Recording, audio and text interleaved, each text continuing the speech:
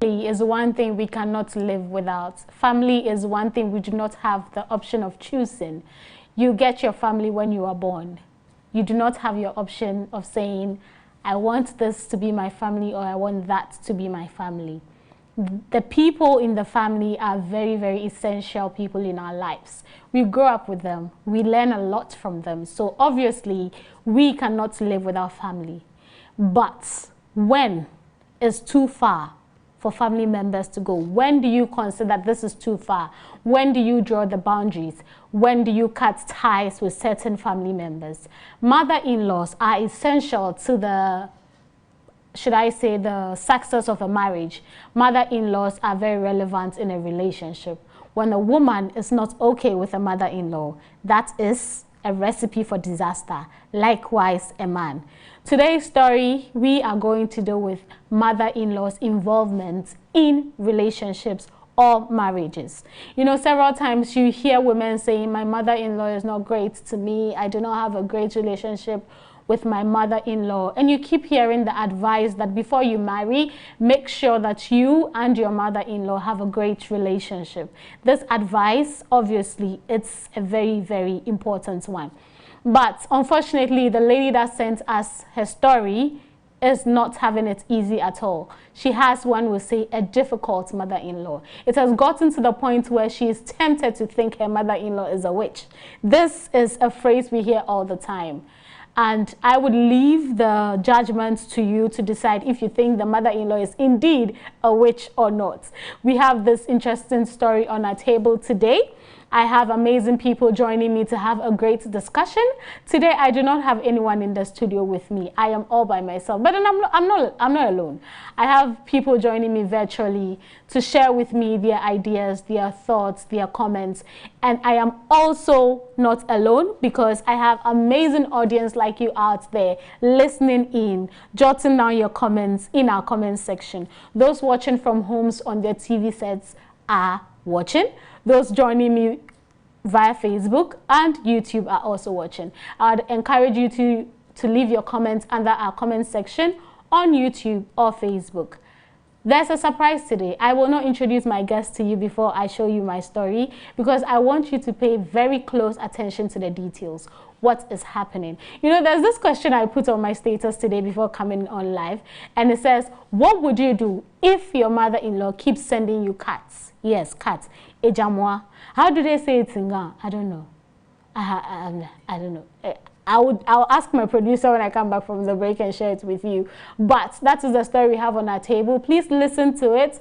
Write down your comments. Leave them under our comment section.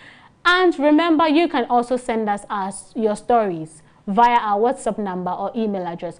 Whatever you're going through, relationship, career-wise, friendship drama, church problems, issues with family, what have you, send it to us. Even issues on social issues like this LGBT, transgender, whatever you think of and want to share, just bring it on Real Talk, Hope TV, and we will have an amazing discussion. My name is Evie, your usual host for the show.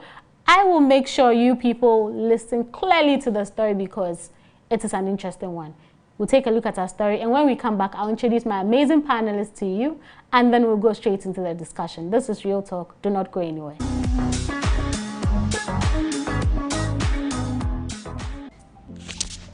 Dear Real Talk, there's something strange going on in my marriage. My husband and I are a young couple. Both of us are in our late 20s and been married for just a little over a year. My mother-in-law keeps interfering in our marriage with strange requests and actions. She keeps sending us cats. Yes, cats. She moved in with us just a week after our marriage and insisted that the only place she could sleep soundly in our home was in our matrimonial bed with her son. I fought this, but my husband asked that I allow her to stay for just a night. I reluctantly agreed, but insisted on sleeping there as well. So the three of us ended up sleeping on the bed. Nights turned to days. Finally, I exploded and threatened to leave if she continued with this absurd behavior. She left our home accusing me of being a witch. Can you imagine this woman brought us a cat just 2 days after she left, insisting the cat sleeps in our bed? My husband too is going along with this crazy idea and snuggles with the cat, leaving me all by myself on the bed. It pees and even poops on our bed, which I have to clean. I gave it away as a gift and she sent another one the next day. I sacked it out of the house and yet again she brought in another one. She keeps bringing in the cats when I get rid of them. The current one is the 10th cat she's sent over. My husband claims he doesn't tell her I get rid of the cats, so how does she know to keep sending them over? I cannot even be intimate with my husband because of these cats, and have not been able to get pregnant because we keep having cats in our bed. This is annoying me and making me take my frustrations out on my husband because he wouldn't do anything about his mother's behavior. I am tempted to think she's a witch. How do I handle this? I am tired of this ridiculousness.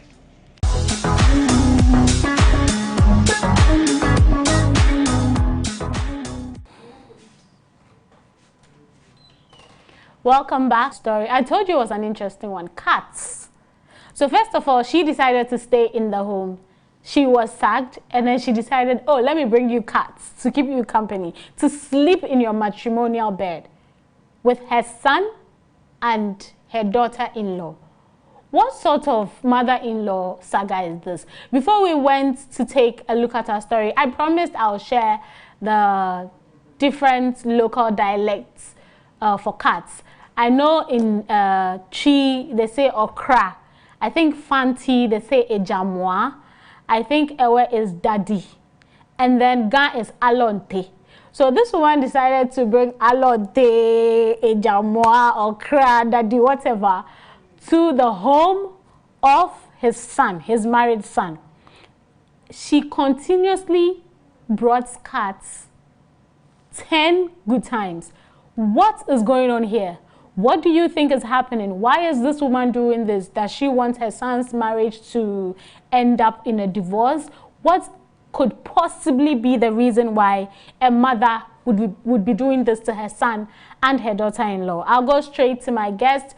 I have with me Sethina Efwa Arthur. She has been with us before. She's a wife, she's a mother, she's all the way from Techiman. This was not her first time. I can't wait to have her in the studio, but now I can only have her virtually because she's quite far from me. I promise when she comes to Accra, she'll be in the studio. Sethina. Good evening. Good evening. Good evening, evening. You know, when I saw the story and I saw young married couple, you came to mind. I was like, hey, let me try and see if Sethina can make it. But I was thinking, oh, maybe she's been on the show quite recently. But I'm glad you could make it. Thank you. Yes, Thank welcome to the show. Welcome to the opportunity too. You are welcome. I am always happy to have you. But Sethina, as a married woman, what would you do if your mother-in-law decides? First of all, she decides she wants to sleep in your bed with you and your husband. In my bed, that's something weird. It's not normal. I know. It's not and normal. Then she decides to bring you cats. Cats. I hate cats. What do you think is going on here? What's your general take on the story? Well, after reading the story, I saw the story to be very interesting and a sad one, of course. We see mother-in-laws making some drama in the homes of their sons and their daughters. And we kind of think it's normal. We see mother-in-laws demanding for some attention in the home, some financial support from their sons, and it's kind of normal that way. But to sleep in the same bed with your son and his wife, that's something new. It's so abnormal. It's like a taboo. It's an abomination. Right. Evie, I just can't think far. You obviously cannot think far. I'll go straight to Pastor. Pastor King David Delali Kuma is joining me all the way from Takoradi. He's a chaplain in Takoradi, and I would like to take his view. Pastor, your general take on the story. I would go further and ask you if on the surface you think this is a spiritual issue, just before we go deep into the conversation, but your general view, and if you think this is spiritual in essence. That one is a straight bullet, whether it's spiritual or not, the way you're asking the question. But I think there are so many dimensions to this, and before we get spiritual or not spiritual, we have to look at it holistically. Yeah. Before we come to that conclusion. But what I can say about the story is that I think we have to applaud the lady for holding it up till this point. It's not easy. Right. And I feel her when she said in the write-up that she's tired, frustrated, and all that.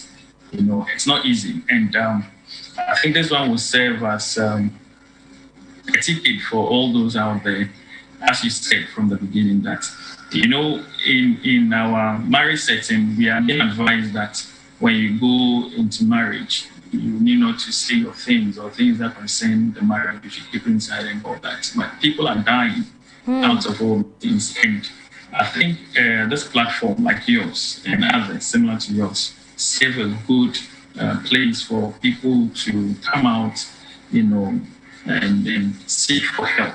And thanks to technology nowadays, you can even hide your identity and still call out for help. So I think we should applaud the lady. And I'm sure as we move along this program, the good Lord will help us to come up with solutions that may help. I completely agree. So, but before I move on to my guest, Pastor, I'd like to ask your opinion on family involvement in marriages. When is it too much? When do we draw the boundaries? Or when do we just let go of certain things? All right. We can look at it from some perspective when it comes to family involvement. Culturally, in our setting, there is a need for some influence from the family in the marriage, in that when you have a good in-law, so to say, there are times that you need them to counsel both of you. In case that you have any issues in the marriage, you can fall on the in-laws of your spouse to come in and to help. And at times it's good. So culturally, it's something that is accepted. When you go across the globe, there are other cultures outside that of this continent, Africa, that also shares the same thing. You'll find siblings living with their spouses in their father's house, and they live all together. So culturally, you will see that in there. Biblically, too, we can cite examples where in-laws that are good helps the family. Example that of Jethro. You see the good advice that he gave to Moses and the good result that yielded out of it. But what we need to understand is that, so as much as these advices from our in-laws help, there should be a cap on it. The moment that to form a union, they must be allowed to also experience life, experience marriage, experience family, form their own experiences and history and all that. So there should be a cap on that. But you see, the problem here is that at times before the marriage, there are so many things that people do that cause for problem when you marry. So in the relationship period, let's say when they were dating and all that kind of relationship that you had with the in-law, I can see from this example, if I should, assume that perhaps the lady was the type that was visiting the mom. It could be was having that close relationship with the mom. So the mom being a mother figure, I didn't see anything wrong sleeping with all of them. It could be in some situations where ladies or guys who want to get married will go to that extent of getting so attached to the family of the when they get married, because they've already created that kind of relationship to be transferred into the marriage. And when it happens like that, it causes a lot of problems. So it is good that we should allow or entertain such family influences in the marriage, but there should be a cap. Limitations should be drawn. The line should be drawn right from the beginning when you people make your mind and want to marry. Right.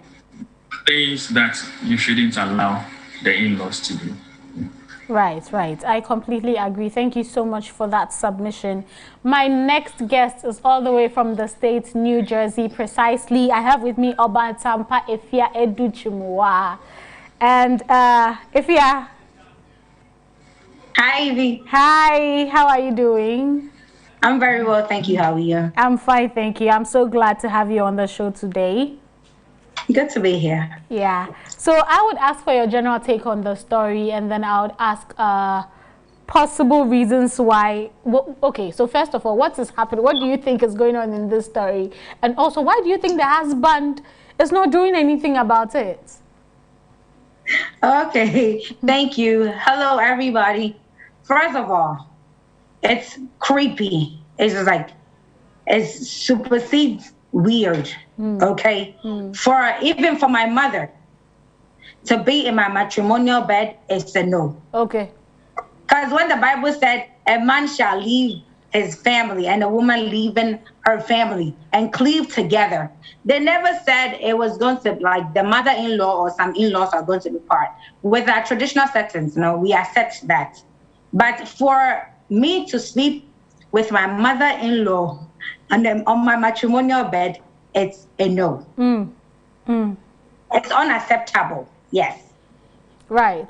And for the husband, why is he quiet on the situation? What is going on with him? Is it that he doesn't see a problem, or someone will say they blinded his eye, he can't see what is going on? Because he seems to be okay with the whole thing. I think, it's just like we say, oh, your mommy's boy. Not necessarily. But he just doesn't want to hurt his mother's feeling. But you can't go into a marriage with that attitude. Now you have to think you become one with your wife. So whatever you guys do, like, you guys have to agree on it. And if one party is not happy with the situation, I don't think you should take on it. Right. And for, like, now if we allow your mom to be in our bed, would you like my mom to be in our bed as well? Okay, then we can have 4 parties on the same bed. Right. I think that would be fair. But not to cause any friction, because it's the beginning, after a week in the marriage, for your mother or for any mother, even for my mother, to move in with us, it's a no-no. It's a no-no for you, huh? I can see you are so against that thought in the first place. Very much against it, yes. Okay, so Sethina, I'll come to you, and then if you married? No. Not yet. Okay. So Sethina is like a resident newly. So Sethina, I'll come to you and ask, this is a bit personal, but how is your relationship with your mother-in-law? Is it a great one? And do you possibly see this happening in your home? And husband's take will be on such an issue if it should ever happen. Not necessarily with the cat or she's sleeping in, but let's say she goes overboard and crosses a boundary. Do you think your husband will stand up to his mother, or, like if he has said, oh, I don't want to be disrespectful, or I don't want to hurt my mother's feelings, so let's just let it go? Yes, Evie. Surprisingly, my in-law came to visit some few minutes before I came live. Okay. And I must say, I appreciate her so much. Mary, she's a very good in-law. Right. She's wonderful. And when I was coming to the show, I told her, Mommy, I call her Mommy. That's how we all call her. I call her Mommy. I said, Mommy, and the story not make any day. And yet will type me be and yet I saw her to say cry. So I told her the story and she was like, oh, I'm dang, why the best? So you see, for me personally, I'm very full in-law. Right. She takes good care of me, myself, and then her son and her grandkids. She's just so wonderful. For me, I think if something like this should happen in my marriage, I know my husband will stand up.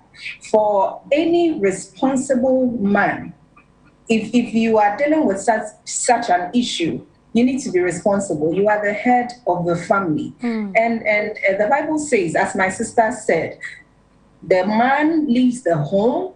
It's surprising that the Bible speaks from the angle of a man. Right. He said the man leaves home and cleave unto his wife and become one flesh. Fine, family members are stakeholders in your marriage, but they should know their limits. If my husband respects me so well, he's not going to do that. He will stand up and speak against this. He needs to speak to the mother. I don't see this man, excuse me to say, I see he's a boy. He's not a man. He's not ready to get married.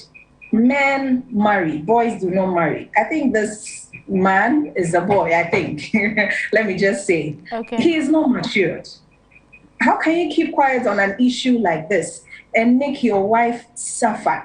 I'm looking at a wife who is all loving, as Pastor said. She's doing everything possible to see the marriage work, to the extent that she doesn't even talk about it, and she has been crying inside this whole thing. And she's now coming out because she's had enough of it.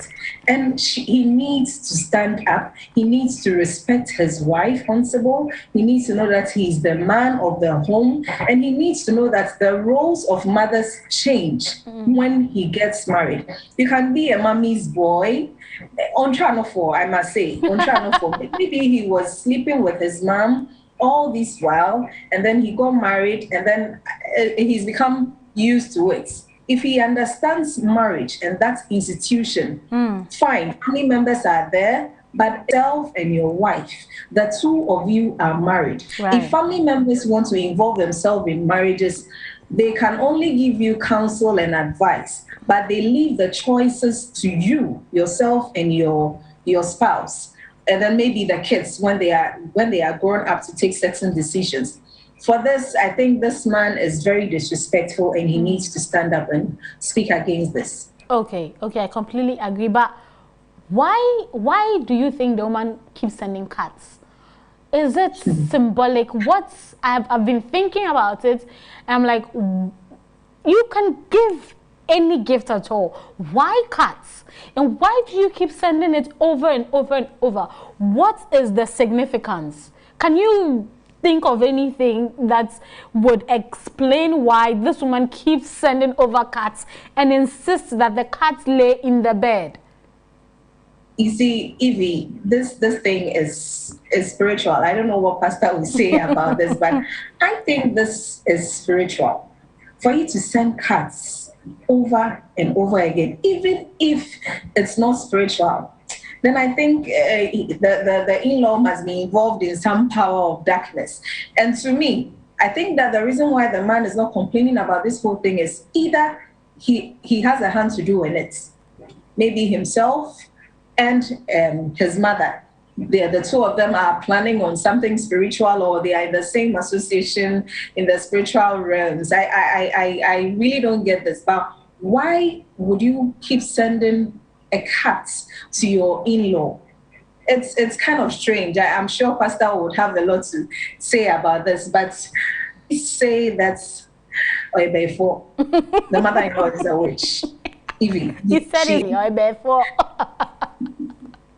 I mean, when we can't explain, when we can't have logic for explanations, we tend to look at what is spiritual, because to our eyes and carnal mind, it makes no sense. So it has to be something more than what the eye can see. I mean, yeah. But if I want to ask you again. I don't know, mommy. I don't know, send the cat coffee. First, she took it. She said the cat must lay. So they sacked you from the bed. Now you say that, oh, I've brought cats. This cat must lay in the bed. I sacked the cat. For some reason, you find out. Your son says he didn't tell you. And then you keep bringing cats. You keep bringing cats. What is going on here? Why is she sending cats? Is there a significance? Like, I want to understand. Okay, so whatever idea that I had when I first read it, I can put it out there. I don't want any stigmatized, whatever. But what I can think is there might be, like my sister had mentioned earlier, there is something going on between the mother and the son. I can't say maybe he's still being breastfed or something, but we didn't get the part. I have a question for the lady. I wish you can just come through and just anonymously answer this question. Has she been intimate with the man yet after marriage? Because the man, after mother-in-law left. Because she left 2 days later, she brought the cat. So if I have newly married, I need to get intimate with my husband, and you keep sending cats and demand that they sleep in my bed, God forbid, it's not going to happen. So whatever that is between the son and the mother, the husband and the mother, needs to be explained. Like, the guy, it's either the husband is hiding something.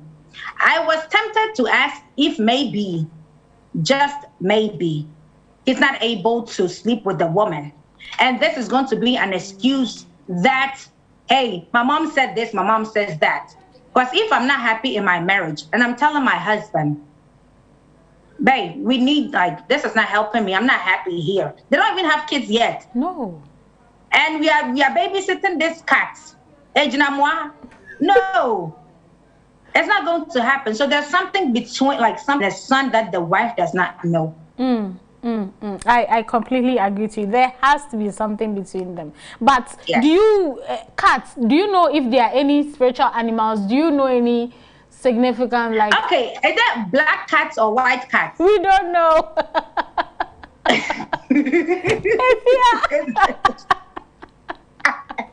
Because the black ones are much dangerous. But I know like we have like the ones with the dots and stuff. But regardless, whatever cat it is, it's not acceptable and it's wrong. Right. And whatever that the woman has, whatever she thinks of, is not going to work in the home. Because the lady, she just gotta let it go. And the fact that she keeps sending them, and a little after a year of marriage and 10 dogs there is something fishy. There is something definitely fishy. I don't know any spiritual thing. I know if you see cats at night and, you know, besides them scratching and meowing, meow, I have no other idea. I don't know. Pastor can tell us more.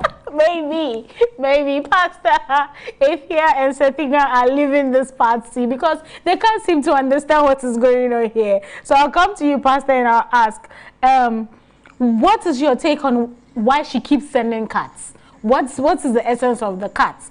And why is she insisting that cats sleep in the bed? And why is this man not protecting his wife from this unfortunate situation and allowing her to go through this absurdity and just sitting there and saying, oh, I don't know why she's sending it. Oh, I didn't tell her when you sacked it. First of all, I suspect he's the one telling the mother that the cat is not there or the wife has sacked the cat. Please help us make some sense out of this very strange story on our table today.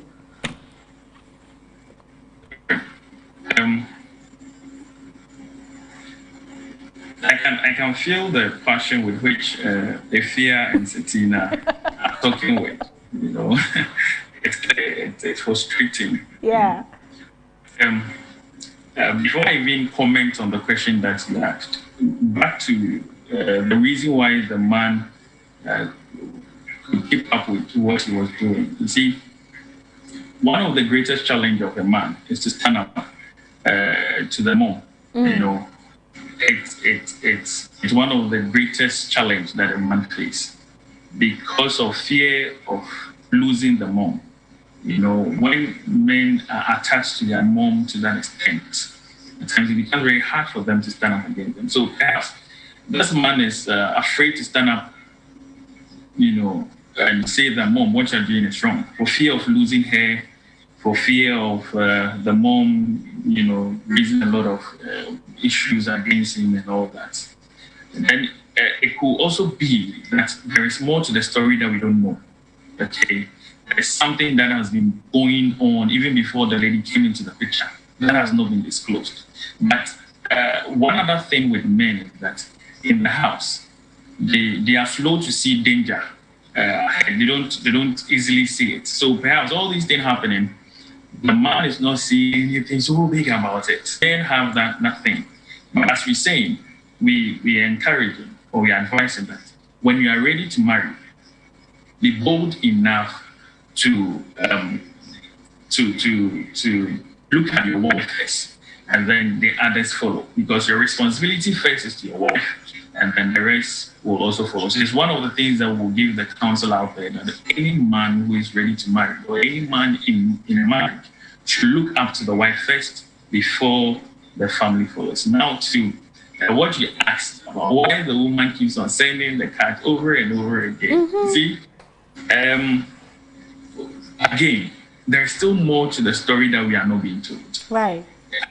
Has the lady ever called the man or sat the man down and asked him, why cat? You know, if you was saying that black cat or white cat, but interestingly, the black cat, they are seen to be ones that protect people. You know, that is the some views out there that when you have a black cat in the house, you are being protected. So who knows? Maybe the man's family has that belief that the cat can protect them, you know, the newly wedded people. But then again, if that is the family's belief, the lady has to sit the man down, find a reason why they accept cats in their dwelling and all that. If it is for protection, make the man understand that there is a mighty power that we serve.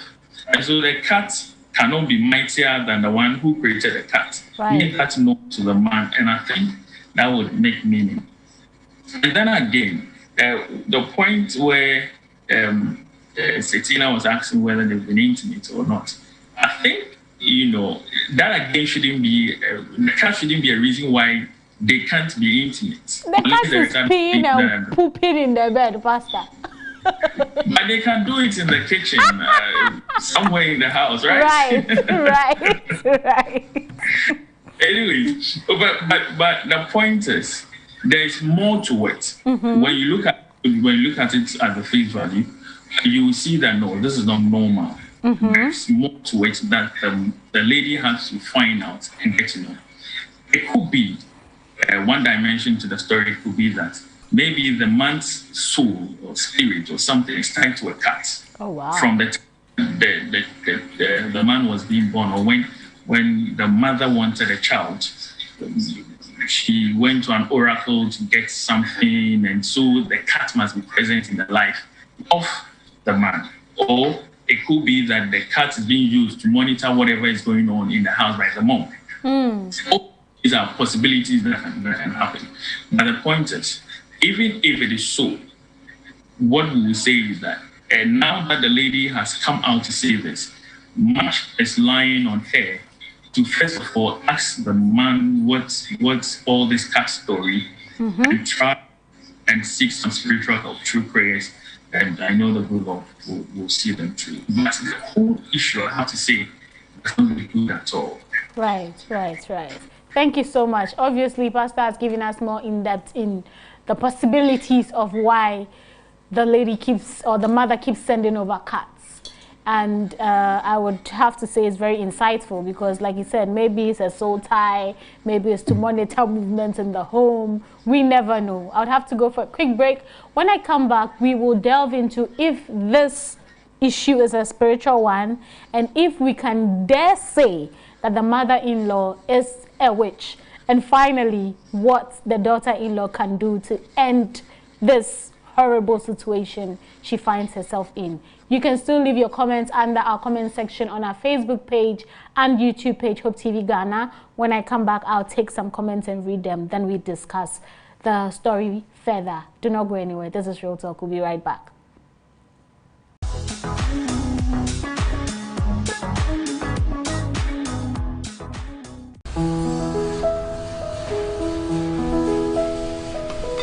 Hello, are you part of the 1,000?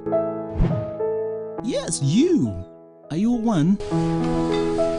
Hope Channel Ghana is inviting you, your friends and family to join the soul-winning trend in what is dubbed Hope Club 1000. Hope Club 1000? Yes, Hope Club 1000. It is a scheme designed to enable persons like you who want to support the growth of Hope Channel to donate a minimum of 100 cedis every month. If you cannot cross the ocean and the heathen land explore, if you cannot sing like angels and preach like Paul, if the master's call for evangelism is at the core of your heart, then this is an opportunity for you to contribute your resources for the advancement of the soul winning agenda of the channel. Do you want to donate? Pay directly to the Hope Channel Momo account 0249193083 or Zenith Bank account number 6010190657 and be blessed. I must be part of this train.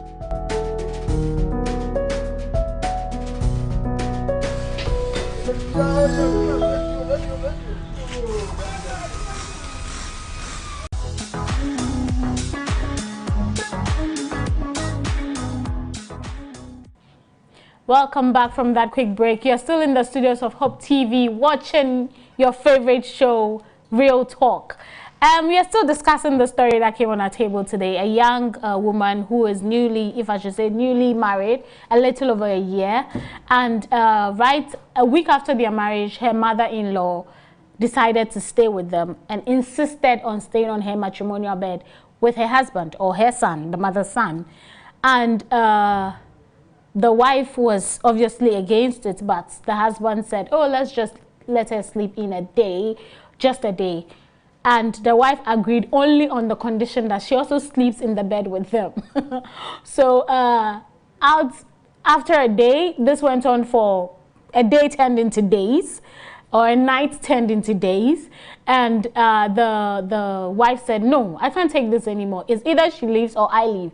So the mother obviously leaves and then calls the daughter-in-law a witch. 2 days after she's gone, she brings a cat to stay in the home. Not just as a pet, the cat should sleep in their bed. So this wife was obviously upset, but the husband said, oh, you know, it's not anything. And he cuddles with the cat and leaves the wife all by herself. So this woman obviously sacks the cat. The mother-in-law the next day brings another cat. She sacks it. What is going on? She's tempted to think her mother-in-law is a witch and wondering if this is a spiritual issue, what to do about it. So obviously she brought it to a real talk show to have a real discussion and find the right people, which we have done. Joining me virtually, I have Sethina, I have Efia, and then I have Pastor as well with me. Pastor is joining me all the way from Takrade. He's Pastor King David, and we have been sharing some ideas so far.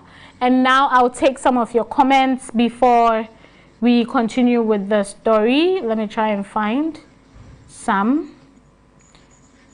So this one says, this is from Pearl Jisa. She says, this is pure witchcraft. Sister, please intensify your prayers, especially for your husband. And please suck in the cats anytime she brings them. I am with you in prayers. God be your strength. Okay. And then sex with his mother or whatever. If on your own way you try and fail, seek counseling from your pastor or talk to your mother-in-law's pastor. Don't forget to pray as well. Abina Becky says, hey, I bet you some at the highest degree. My sister, pray or pray. Cat's marriage. Okay. Yeah. Adoma Boachi Yadom says, this is weird. Please be very prayerful, and if you have the means, change that matrimonial bed and never allow another cat in your bedroom. Don't put the frustration on your husband. Pray for him and own your home. Don't allow anyone or anything you dislike into your home. Okay. Akosia V says, this is witchcraft.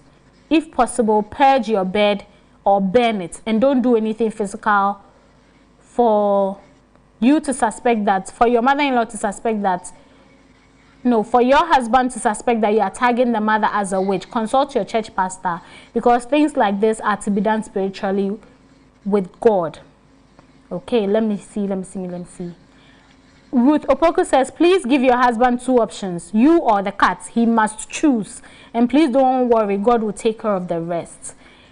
Nimako says, my sister, please be prayerful and tell your husband to be a man. Okay, so I'll make sure I take some before we end, but I'll go straight in with our guests. And this one I'll ask, Pastor, before I move on, I think this is your territory, so let me ask you first. So finally, let's be blunt. Do you think this is a spiritual issue? Could we dare say the mother-in-law is a witch?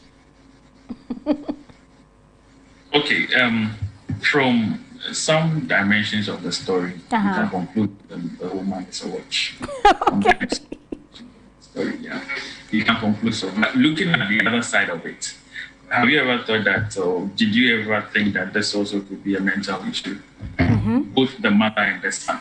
Have you thought of that too? So that brings me to the point where I said that we can't just, from the information that we have, I don't see it to be enough for us to conclude and seal and stamp on it that it's a spiritual issue, or of course it's a spiritual issue, I have to say that.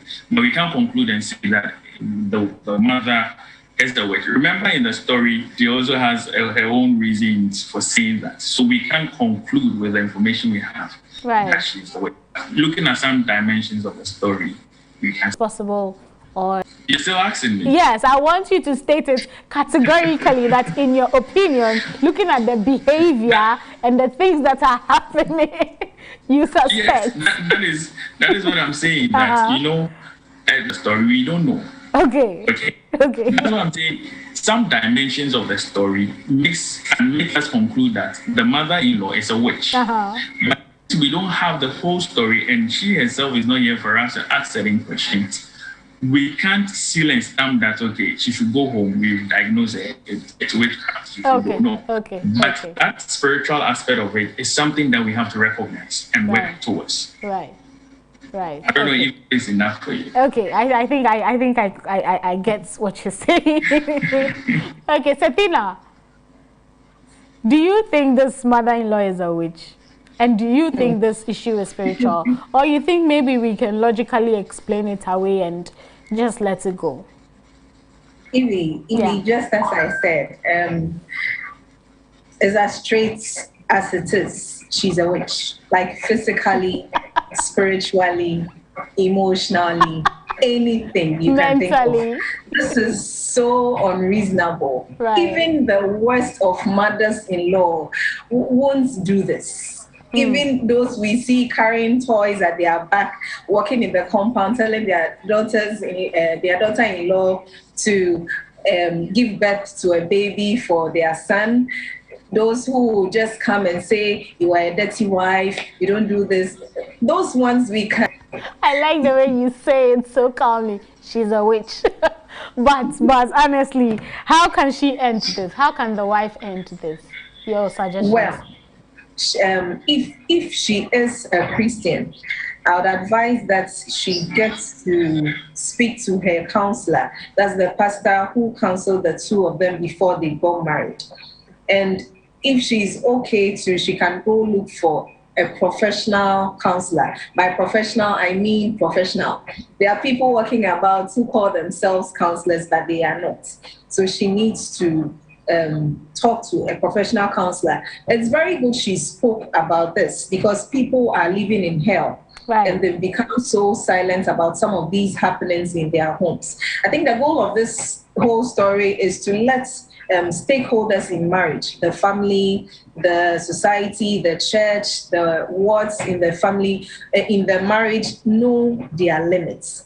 This is too unreasonable. They all have roles to play. The mother-in-law has a special role to play in this marriage. But it becomes too much when she overdoes that. Then it's better you don't even play your role as a mother-in-law. But for you to overdo what you are supposed to do, do you think the mother-in-law is a witch? And how can she end this whole drama? What do you think she should do? Okay, so I don't think we've really been fair to the mother-in-law. She might be a little witchy, but like everybody is saying, 3 people, 4 people, the whole world will be a witch or a witch. She might not be a witch. Sometimes our cultures and some traditions, just like Pastor had hint on, maybe she believes the cat can protect the son. I don't know what he's running from or whatever that's pursuing their family, but you can bring it to my house, but do not insist that I keep it in my bed. Detail to it, when the cat comes, I'm sending the cat. Okay, how does she send the cat? Does she send it, or the small be the man? How does the cat get there? Yeah, she sends it. And if I'm the wife, when the cat get there, my friend, take it back. And how is she even knowing, the cat has been sent away? The husband is being, I'm suspecting the husband of something that he's not being open about. And the woman, God help her, she's going through a hell of a time in her marriage. So let's not forget, like the whole world is not talking about the British, whatever, royal family. You see how Harry left the entire kingdom. The whole thing, like, I'm going with my wife. This is the woman that I want to spend the rest of my life with, regardless her color, whatever. So he stood up for the woman. So if you love her, you just like, I'm with you for life. You my girl, you my boy.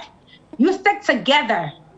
And if I'm not happy and you want me to compromise my happiness for your mother to be happy, that's not going to happen. You going outside with that cat, I'm going to send you both out. Unless you send the cats where they've been coming from, honey, you staying outside with the cat. You know how it feels. And I'm not the one to clean up that cat's poop and pee. No, I'm sorry, but it's not fair to the woman. She's endured it over a year, but it's just not fair. Just, guy, the husband should put, if that was his sister, so it's not fair for the woman that he's hiding from the wife. If your mother wants to protect culturally, if I send my son this cat, they will protect him. God is up there protecting us. Spiritually, he's with us. So if the cat comes, keep it behind the cage before the tomb.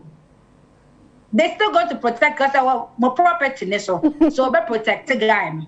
If say, but I'm not keeping him or whatever in our matrimonial bed. Why do I have to get intimate with my husband? The lady, God help her. She's going through a hell of a time. I'm sorry. Oh my God. I completely agree with you. I mean, if it's for protection, let it be outside or something, not in the bed. What wahala is this? Pastor, what can this woman do to end this drama? All right. Somebody will say, the lady should also go and bring a goat and then say that, oh, okay. Together they will all sleep on the bed. Like I said, when things like this happen, we should be careful about how we conclude it. This is real talk. It's about people's life. Right. And what we say, I'm sure, has influence on the decision that the lady will make. Yep. Maybe right from this evening or right from the end of this program. So what I can say to the lady is that, yes, of course, we wrestle not against flesh and blood. That's true. Okay, so as you see it from a lighter note, you should look at it from a spiritual point of view. The need for you to, for yourself, for your husband, for the family, and if you pray, you make sure that you redeem the marriage.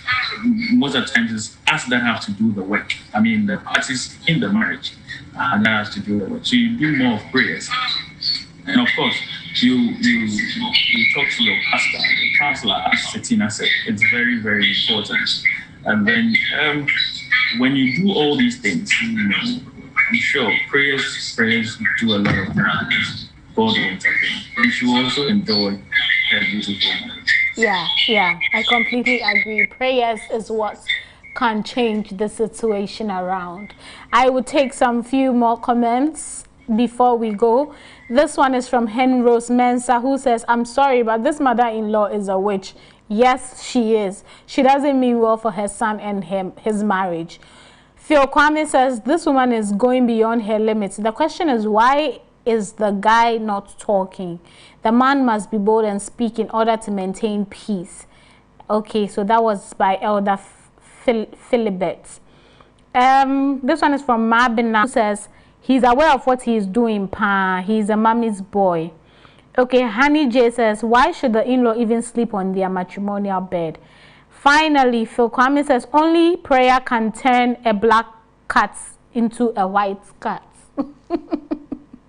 Okay, so the person that sent your story, you sent anonymously. I can understand why. I mean, you're trying to find solutions, but obviously not put yourself and your marriage out there like that. But this is a an issue that you should pray about, be very, very prayerful about.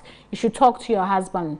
Find a way to get him to open up if there are issues you do not understand. Or you can solve that issue before you start thinking of external factors. I'm sure when you and your husband come together and you are a united front, she may not be able to penetrate with all these her intrusiveness and requests and absurdity. But prayer is the key. And also, if you need someone to talk to, just as you brought it here, I would suggest that you find a great counselor, a pastor to pray with you, someone who would understand and be there for you.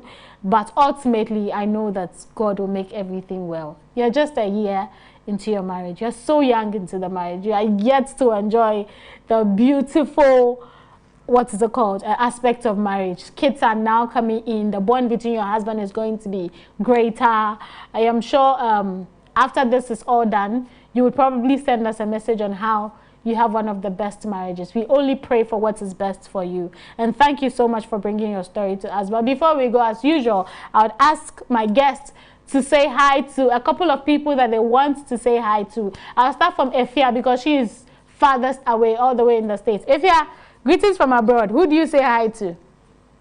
Hi, thank you for this opportunity. You're welcome. So to all my fans out there, yo, we kicking it like that. So to Mom now, to me, to Honey J, to my sister, be the best. I'm sorry I couldn't see whoever that was here with me, but I saw a couple of messages. Maryland, Medase. That is so nice. Safina, who are you saying hi to? Evie, because of this story, I want to say a big hi to my mother-in-law, Ma Mary Asantoa. She is an amazing mother-in-law. And Ma Mary, please keep doing what you are doing. We love you so much. Wow. Myself, your son, Osofu Kusi, and your grandkids, Oheneba and Ohenewa, they are all saying they love you so much. I want to say hi again to my family, DVUTC community.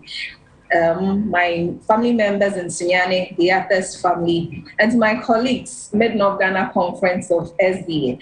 A special greetings to Mr. and Mrs.